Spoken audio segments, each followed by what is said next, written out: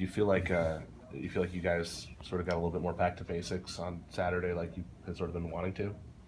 I think so. I think, shoot, we try to be as basic as we can every week, and we're gonna have some exotic things for people when we play them. But like I said last week, our base defense, we should find comfort in that. And I think our guys, you saw last week, and maybe for one or two times this year, it's a first-year defense. It's a first-year guys learning the system, and I think last week in practice, and even the week before in practice, you really start to see the guys understand their role. Not just, I'm doing my job because coach told me this is what I'm supposed to do. It's, hey, why am I doing this? I got this guy outside here, this guy inside here, and you're really starting to see these guys kind of learn those little nuances, and I think, it showed on Saturday.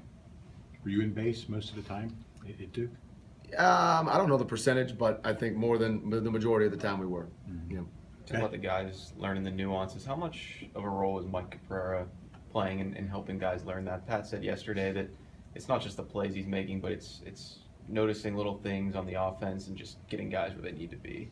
Yeah, and that's, we have the luxury in my room of having some guys with some experience, guys that have taken reps, whether it be on defense or special teams or wherever, some older guys that have been around the game. So when you have that, I talked to these guys on Sunday after the game going over the film about being able to speak our language on the sideline.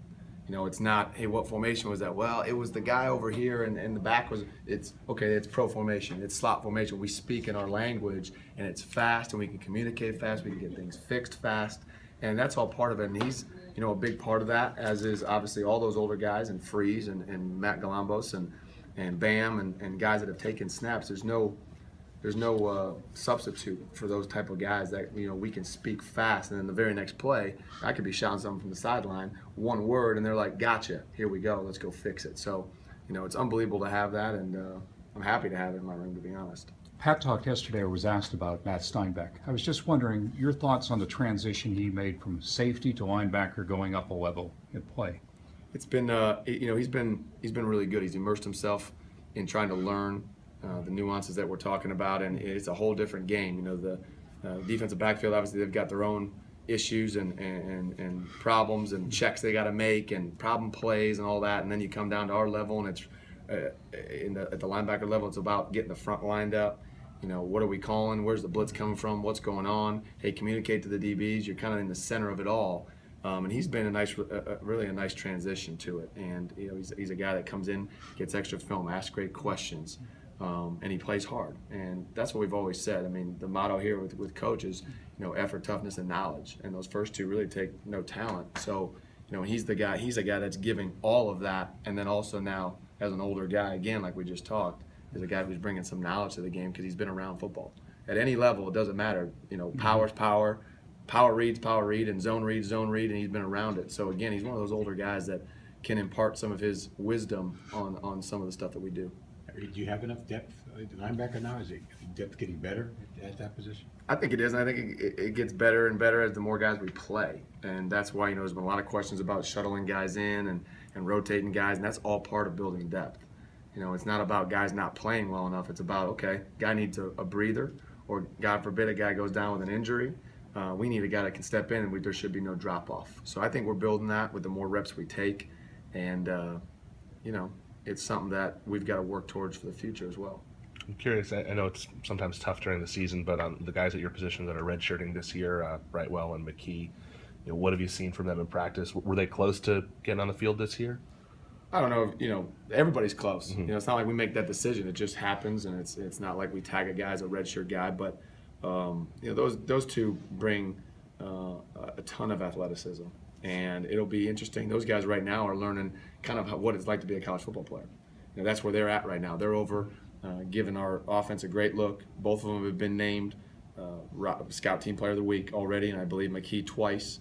And those guys are giving great effort, and they're really learning, hey, the day-to-day, what it takes, because it's so different. It's so different, and there's no way to ever show a guy that on his recruiting visit and how different it's going to be and what the level is and where your level has to be every day. And I think they're learning that from what we see on film from the scout field. They're progressing really nicely, so I can't wait to really get my hands on them in the spring. What do you know about Louisville's running back?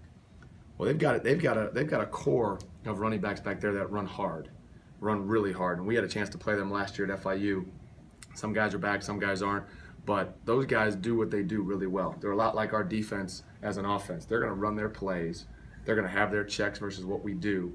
And they're going to play extremely hard. They got a little chip on their shoulder. They got a little swag to them. They've got great speed, especially on the edge with their wideouts. They'll rotate some quarterbacks in there, and that young quarterback, 14, and he's kind of learning those ropes as a redshirt freshman, and he's starting to get some confidence back there. So they pose some issues. They pose some issues with their athleticism and how hard they play, and it's going to be like all these games always are. It's going to be about toughness, and can we go match how tough they're going to run, and can we get guys to the football to get these guys down. Can you tell that they have a chip on their shoulder just by watching video, or you just information you've been getting? Well, and again, we played them last year, and they've always got a little chip. That's just how they play. A lot of guys are from Florida, and a lot of their recruits are from Florida, and those guys, that's the way they play. And after being down there for a year, I kind of know what those guys think and how they act, and it's a good thing. It's a great competition when you play guys like that, and we're going to have to meet that and have our own chip, and we're playing for obviously potentially a share or the outright division title.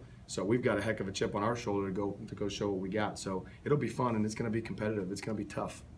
How were you able to shut down Duke's running game last week? It's basics. I mean, it really is. I wish I had a magic potion to sit here and tell you guys, although we wouldn't give it to you. But it's just reading your keys and how fast can we be. We talk about fast eyes and fast feet. If I've got fast eyes and I read what I need to read, my feet are going to follow. I'm going to be there as fast as I can. So it's guys really locking in, but again, also understanding the nuances. I know where my buddy's going to be, so I can fit even faster. It's always going to happen when you're progressing with a new D. So you think that's something that can carry forward? It should. And obviously each week, it gets messy out there. Guys are playing hard, and you just hope you have enough guys that are getting to the football and playing with great effort like I think we did last week. It really looked like we took it up a notch in terms of the toughness and the effort getting to the ball. And when that happens, those extra yards don't happen. So I feel good about it, and we get 11 guys to the football. In the third quarter, the offense had a couple of really long drives. That's a big difference for the defense when you guys get to sit back and take some time and really analyze what's going on, and then get back before you have to get right back on the field. Yeah, huge. I mean, it's such a playoff of one another, and it works for us. If we can get off the field faster, 3 and outs, we got to do better at that. We're on the field too long, and we got to get the ball back in their hands. The more times they've got the ball, the more opportunities they have to score. And we've got to understand on our end and on their end. Obviously, they put points on the board and put long drives together. Now we're able to go out and we're fresh and we can go out and play our best ball. So it's such a hand-in-hand thing, and obviously special teams with the field position. It really is a 3-part game, and I think we did that last week, and now the challenge is consistency. Thank you, Coach. Thanks, Ron. All right, Thanks, Rob. Thanks.